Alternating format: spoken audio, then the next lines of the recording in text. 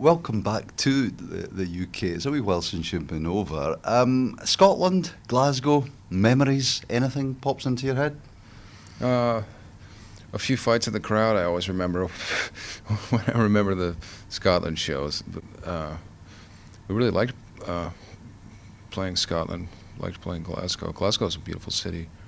We haven't toured over here in a while with our own tour. The last time we were here was festival shows, but we went to Ireland for the first time, which was on that tour, which was fun. But hopefully, I think in the fall we'll be back, which will be great.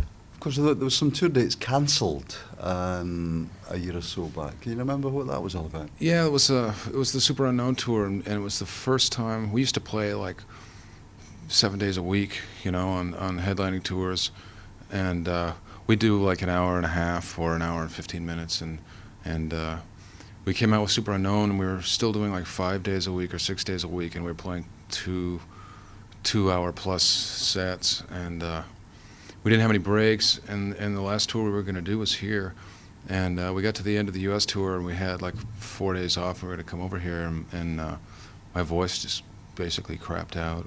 It was just I just couldn't sing anymore, which was the first time that it ever really happened to me.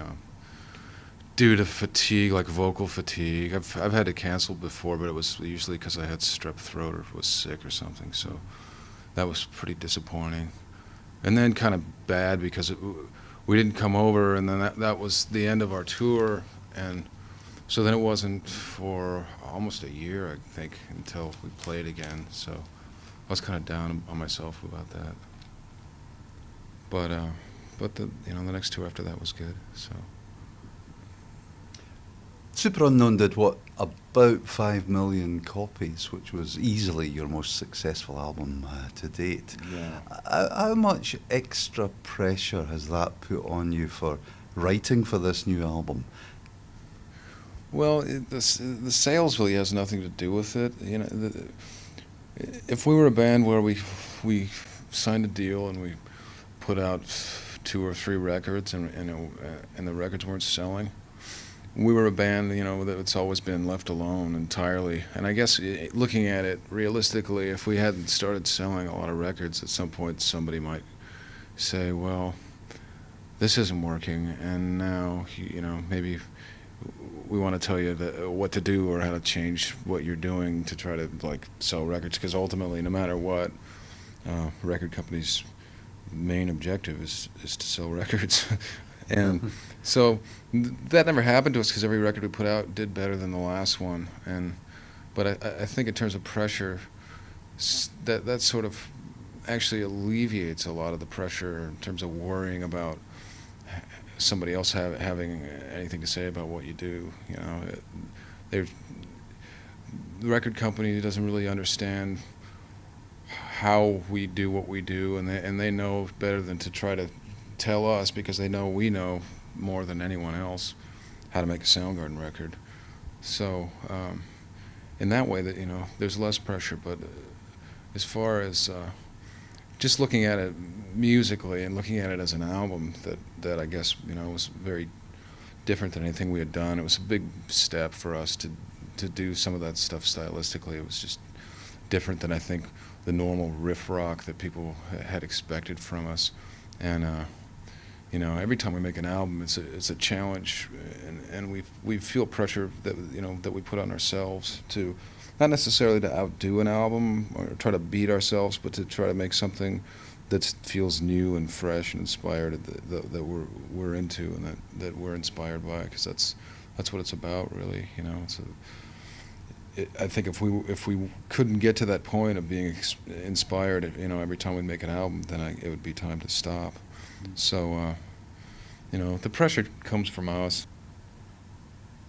When you read your publishing credits for Soundgarden, most publishing companies are corporate companies like Warner Chappell or EMI, but for Soundgarden, it's "You make me sick, I make music." Right. Is that a sense of humour there? Yes, you picked up on that. Well, when we were first going to sign, we had you have publishing companies coming after you and trying to get you to do a publishing deal, and that's basically based on the fact that bands when they were first starting out are broke, and they need a tour, or and they need to support themselves. So they'll take a publishing advance and sell a certain amount of publishing rights away, and then it's sort of either a co-publishing deal or it's someone else's publishing company. But we all had jobs for years, and we made enough money just touring on independent albums and owning our own merchandising and all that we didn't need that. So we kept our own publishing, which is a great thing. I'd advise anybody out there if they're serious about playing music and selling records and being a band,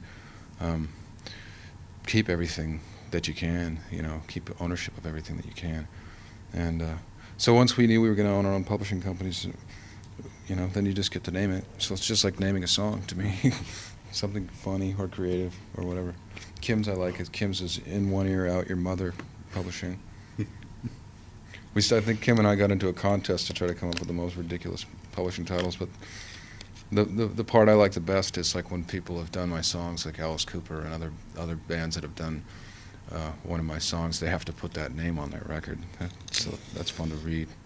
It's nice to hear you that you come away with something for a laugh. Sure. I mean, I think sometimes there's been different things we've done on records that have shown that at some point we have a sense of humor, and we don't take ourselves too seriously. I think the first year we were a band, I think we started talking about that because we had written a bunch of music. I don't think any of it's been released, but it was very serious thematically, and I remember the discussion. It was when Hero was still in the band, and we started realizing that some of our favorite bands, one of them was like the Butthole Surfers, and we liked all these bands that were kind of had an element of humor, and we started feeling self-conscious that we were taking ourselves too seriously. And we loosened up a lot that way, but I think some of the jokes and some of the humor we've had on records has sort of been inside to the degree that people didn't quite get it. People didn't quite get Big Dumb Sex, the humor aspect of it. A lot of the collegiate American fans thought of Big Dumb Sex as just another sexist rock song and liked it because of that, and they didn't get the joke that it was basically just making fun of those types of songs. And I think some people got it when we covered John Lennon's version of 1 Minute of Silence. I think people understood that was a joke.